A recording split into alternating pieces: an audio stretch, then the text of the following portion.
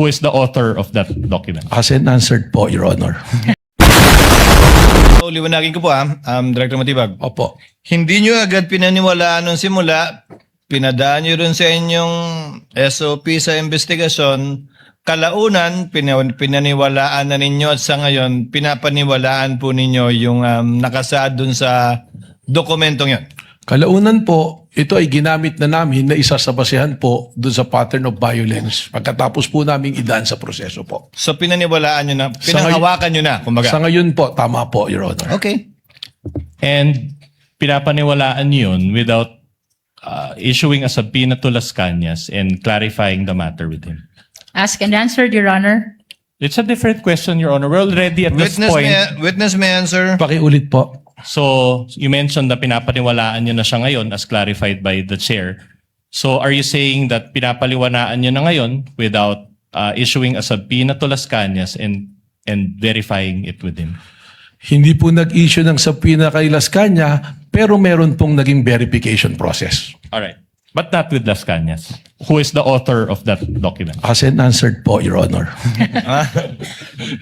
The presiding officer would like to remind the witness to kindly avoid making a ruling for and behalf of the presiding officer. Pasensya na po, Your Honor. But the gentleman would have been correct. The presiding officer would have said the same thing. Thank you for saving me the trouble. But try to avoid that, Director Matibag. Sorry po, Your Honor. All right. Thank you. Thank Counsel you. may proceed. All right. Director Matibag, yesterday I identified 2 videos and you related it with the alleged pattern of behavior of VP Sara, correct? The first video that you showed, I think, involved the sheriff. Tama po. All right. But that incident, will you confirm that that incident took place on July 1, 2011? Yes, long time ago po. So around 15 years ago. Tama po. And did you still find it relevant to use that video?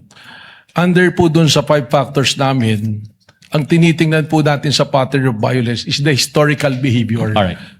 Kasama po yun. With the permission of counsel for respondent, what is the pleasure of Senator Judge Ontiveros?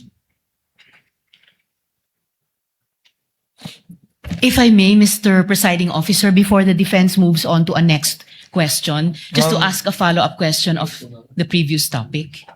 On this matter?